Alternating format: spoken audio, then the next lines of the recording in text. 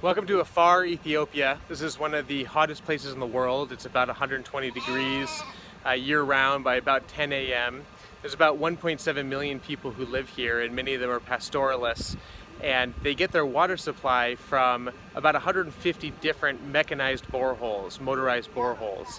And our team here is installing sensors, these kind of sensors that are connected over satellite and cellular networks that help record the functionality of these water points. And when we identify a change in a water point, we can dispatch technicians to go out and repair them.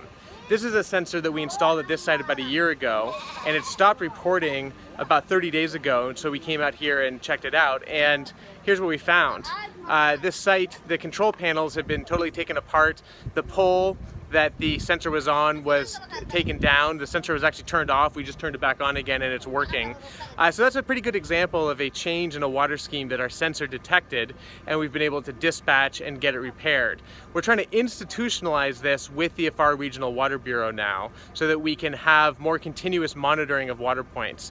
All the water points are different. There's local operators and local officers that are supposed to maintain the water points and then work with the Afar Regional Water Bureau on the more heavy-duty maintenance operations. But a lot of that is informal, and we're trying to help the Afar Regional Water Bureau and the local water utilities institutionalize that a little bit more. We're actually only about 15 minutes outside of Samara town, and so this is one of the more urban sites. People get their water from these water points. If you see the gentleman behind me, he's collecting water in these jerry cans from a water point, puts it in his truck, takes it home. People live on this site, and there's different other activities going on. There's livestock around, and there's an elevated tank here that is distributing water into other parts of the town.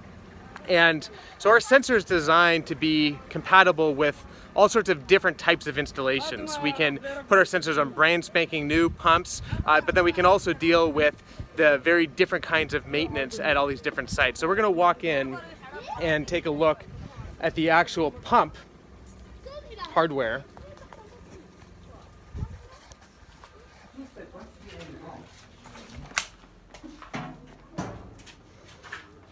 So this is the control panel for the pump, and Christian and Jim here are inspecting it.